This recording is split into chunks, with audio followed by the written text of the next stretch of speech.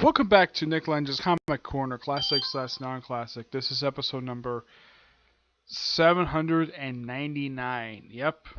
Next episode is the 800th episode of the series. Of this series, yes. Now, my next episode I'm going to I'm going to do two trades. One from Ray I have reviewed separate from before. The other one, I've never reviewed a trade from this particular franchise, a comic trade. But I have reviewed the novels for you. You'll find that out in the next episode. Okay? But for this episode, I have two Marvel trades. First up, it is Miss Marvel, Volume 9, Teenage Wasteland. Collecting Miss Marvel, Volume 4, even though technically second volume for this particular character. 25 to 30, written by G. Will Wilson, who's been a writer since 2013. Yeah, he's writing this book now for 5 years, almost as long as I'm doing these reviews. Yep. The artwork in here is done by Nico Leon. Simply put, in this particular storyline, Kamala Khan has disappeared because she felt as though with Red Dagger around, she probably didn't think Jersey City probably needed protection. Also, the Inventor comes back. Yep.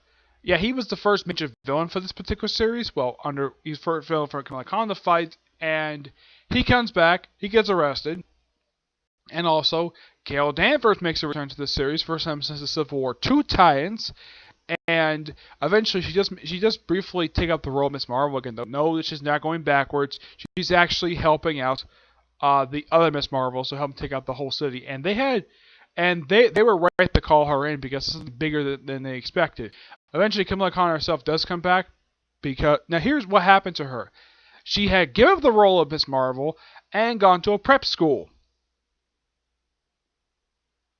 No idea why, just that she did. And she does eventually get a chance to talk to Carol. Yeah, she thought she was mad at her because what happened during Civil War II. She's not mad, but she says we need to talk. Said, sure, we can do that. As far as I don't remember if they had it yet, but they probably will talk. But this by far was a really interesting little storyline. I like the fact that we actually have our friends posing as Miss Marvel. And I think it was, as far as I can remember, I think it was 30. Try and remember. I think it's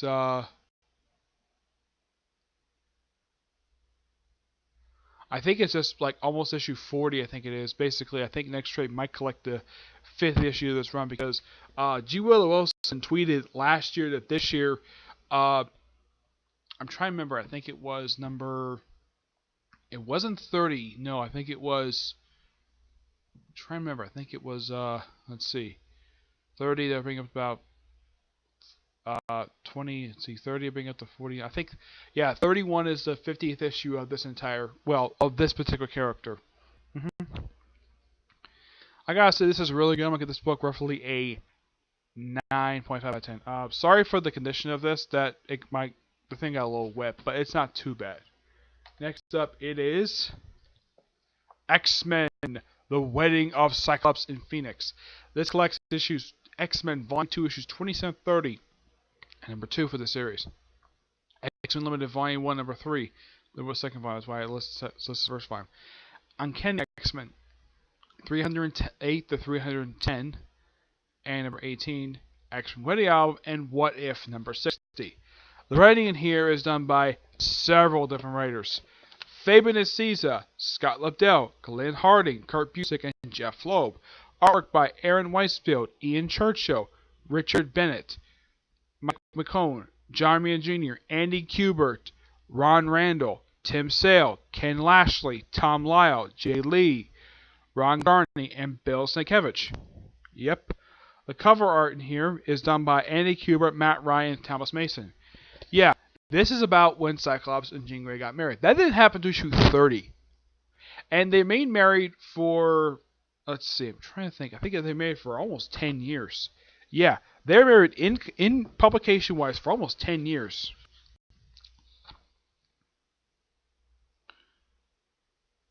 Actually, yeah, it was exactly 10 years they were married. Yeah, it's something on my last trade review. Sea of Souls went to 24, and yet 25 and 26 are not here, which is a little weird. Now, who does the writing for these particular issues? Uh, the some of these issues written by three people. The annual number 2 is done. Writing here is my favorite this season. Scott Lobdell. I think Lobdell does. Now Jeremy Engineering does the artwork for Kenny X-Men. Yeah, he does. Mostly for these issues. Saber 2 stays at the mansion briefly. Yeah, he stays there for about a couple years. Of course, you have stuff setting up for the wedding of Jean Grey and Cyclops, which goes up without hitch. And also during the wedding, that Jean Grey uses her powers to have Charles Xavier dance with her. Why not? It's not a bad idea.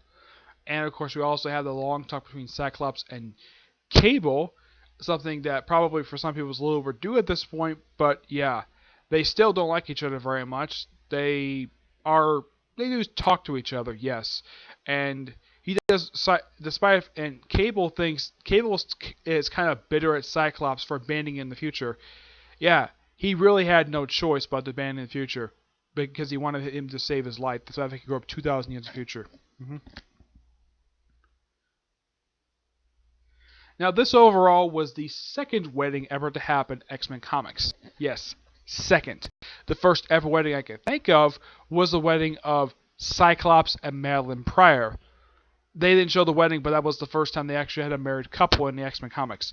As far as I know, there have been a few other weddings over the years. Wolverine was briefly married to Madame Hydra. Yep, he was married to Viper. Briefly. Let's see. Nightcrawler was never married. I'm trying to think who else has been married. Let's see. They just had Rogue and Gambit. They had those two recently get married.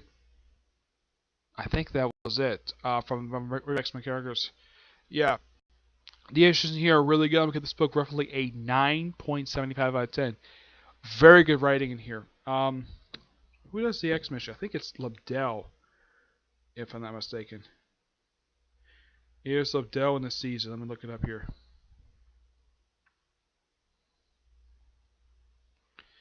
Let's see. Yeah, Lobdell does in Kenny X-Men. I think Naciza does X-Men.